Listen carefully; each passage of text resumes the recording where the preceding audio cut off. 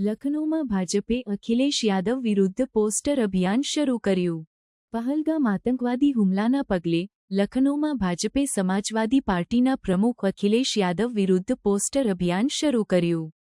આ પોસ્ટરોમાં યાદવને શુભમ દ્વિવેદી, જે કાનપુરના રહેવાસી અને હુમલાના શિકાર હતા, ના પરિવારની મુલાકાત ન કરવા માટે આક્ષેપ કરવામાં આવ્યો હતો। ભાજપે યાદવ પર હિન્દુ સમુદાય પ્રત્યે અસંવેદનશીલતા દર્શાવવાનો આરોપ લગાવ્યો હતો, જ્યારે અન્ય ઘટનાઓ માટે શોક વ્યક્ત કર્યો હતો। આ રાજકીય પગલાંએ ગરમ ચર્ચા શરૂ કરી છે, જેમાં ભાજપે પીડિતો માટે ન્યાય માટે તેની પ્રતિબદ્ધતાને ઉજાગર કર્યું છે। અખિલેશ યાદવે તેમના વલણનો બચાવ કર્યો, જણાવ્યું કે તેમને દ્વિવેદીના પરિવાર સાથે કોઈ વ્યક્તિગત સંબંધ નથી, પરંતુ તેમના પાર્ટી સભ્યોને ત્યાં જવા માટે પ્રોત્સાહિત કર્યું હતું। તેમણે ભાજપ પર આ દુઃખદ ઘટનાને રાજકીય બનાવવામાં આક્ષેપ કર્યો અને જમ્મુ અને કાશ્મીરમાં સુરક્ષા સુનિશ્ચિત કરવા માટે તેમની ક્રિયાઓને વ્યૂહાત્મક નિષ્ફળતા ગણાવી।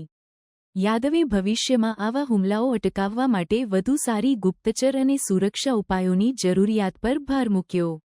આ ઘટનાએ ઉત્તર પ્રદેશમાં રાજકીય તણાવને વધુ તીવ્ર બનાવ્યો છે, જેમાં બંને પક્ષોએ આ દુઃખદ ઘટનાને તેમના વાર્તાઓને ઉજાગર કરવા માટે ઉપયોગ કર્યો છે। ભાજપે પોતાને રાષ્ટ્રીય સુરક્ષાના રક્ષક તરીકે સ્થાન આપ્યું છે, જ્યારે સમાજવાદી પાર્ટીએ શાસક પક્ષ પર રાજકીય લાભ માટે પરિસ્થિતિનો ઉપયોગ કરવાનો આરોપ લગાવ્યો છે। આ ટકરાવ રાજ્યમાં વ્યાપક રાજકીય ગતિશીલતાને પ્રતિબિંબિત કરે છે।